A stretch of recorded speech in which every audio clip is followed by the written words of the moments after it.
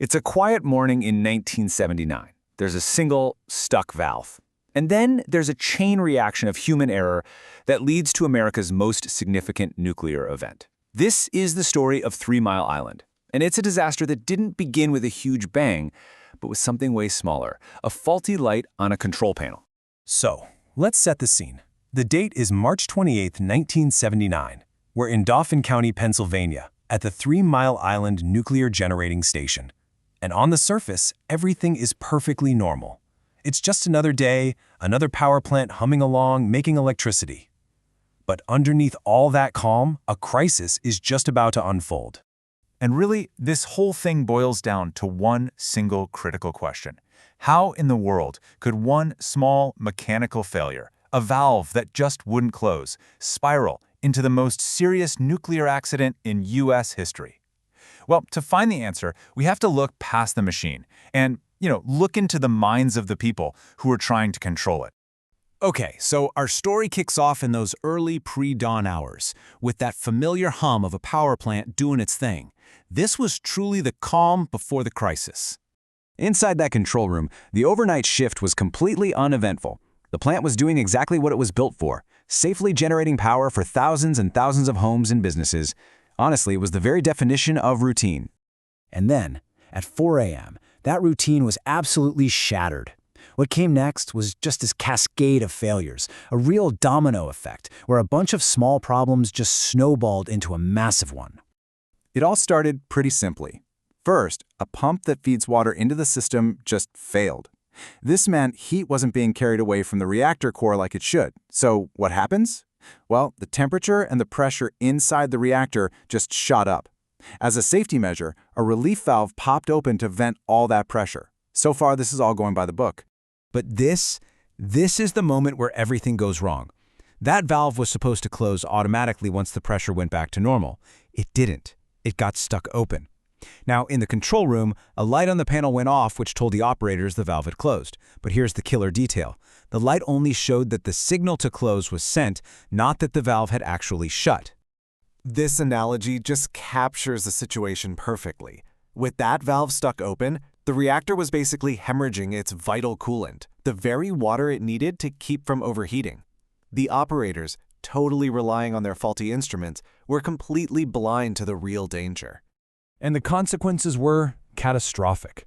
As thousands of gallons of coolant just poured out, the tops of the nuclear fuel rods were exposed. Temperatures soared past 4,000 degrees Fahrenheit, causing the uranium fuel to actually melt and damage the reactor core. This is what we call a partial meltdown. So, the crisis was no longer just contained inside the reactor building.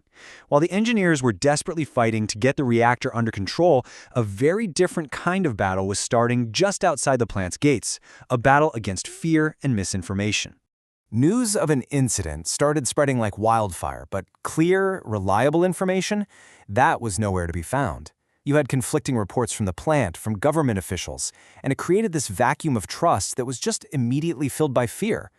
People living nearby were asking these terrifyingly simple questions, and it seemed like nobody had the answers. Finally, the governor of Pennsylvania made an announcement. He advised pregnant women and preschool-age kids within a 5-mile radius of the plant to evacuate.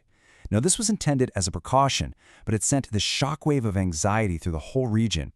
For many, it felt like confirmation of their absolute worst fears, and tens of thousands of people decided not to wait. They just packed their bags and fled.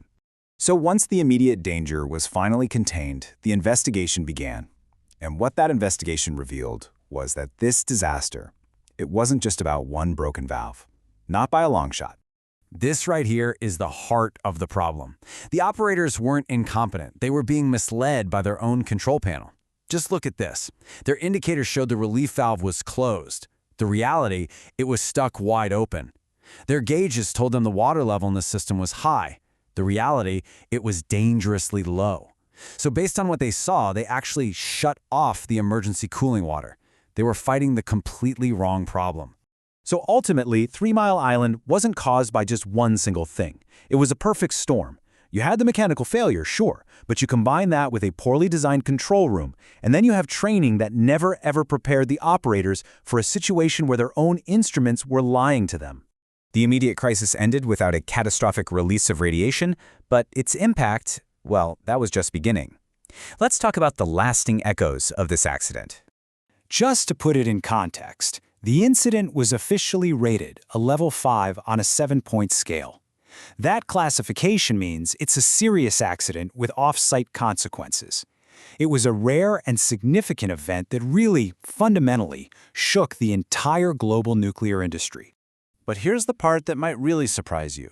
Despite that partial meltdown and all the intense fear, multiple scientific studies, including the big ones from the U.S. Nuclear Regulatory Commission, they all concluded that the tiny amount of radiation released had no detectable long-term health effects on the people nearby. The number of direct deaths? 0. The psychological impact, though, was absolutely immense. This accident forced a complete overhaul of the nuclear industry. Operator training went from basic to incredibly rigorous, using realistic simulators.